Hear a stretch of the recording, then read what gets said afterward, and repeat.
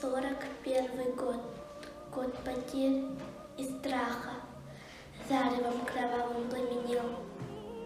Двух парней в растерзанных рубахах выводили утром на расстрел. Первым шел постарше, темно-русый, все при нем, и силушка, и стать, а за ним второй пацан, безусый, слишком юн, чтобы умирать.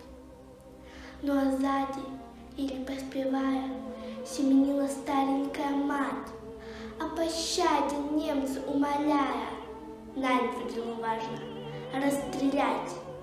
Нет, она просила: пожалейте, отмените казнь моих детей, а взамен меня убейте.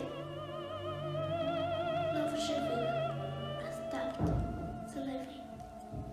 И ответил офицер личинно: ладно, матка, одного спасает, а другого расстреляем сына.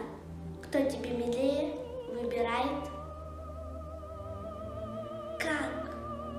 Как сместили это круговерть, и изберечь кого-нибудь суметь, если первенца спасет от смерти, то последуешь обречен на смерть.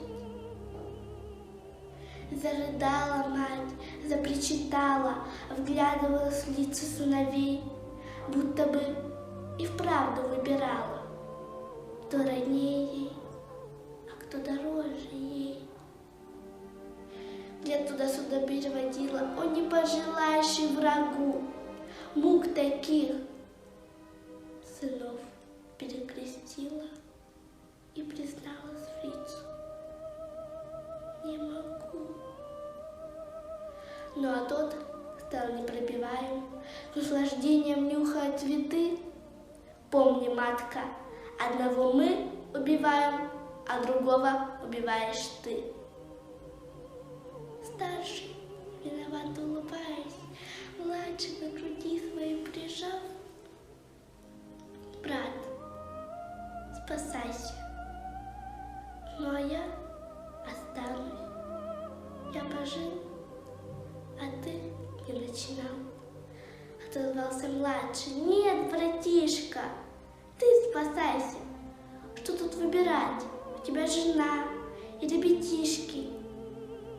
Я не жил, и не стоит начинать. Тут учтивый немец молвит: бите. Отодвинул плачущую мать, отошел подальше деловито и махнул перчаткой: расстрелять. Ахнули выстрелами птицы, разлетелись дробно в небеса. Мать разжала мокрые ресницы, на детей глядит во все глаза, а они, обнявшись, как и прежде, спят свинцовым беспробудным сном. Две кровинки, две ее надежды, два крыла, пошедшие на зло. Мать безволно сердцем каменеет: уж не жить, сыночка, не цвести. Дура матка, получает немец, одного могла бы хоть спасти. А она, баюкая их тихо, вытирает с кровь сыновьих губ. Вот такой убийственно великий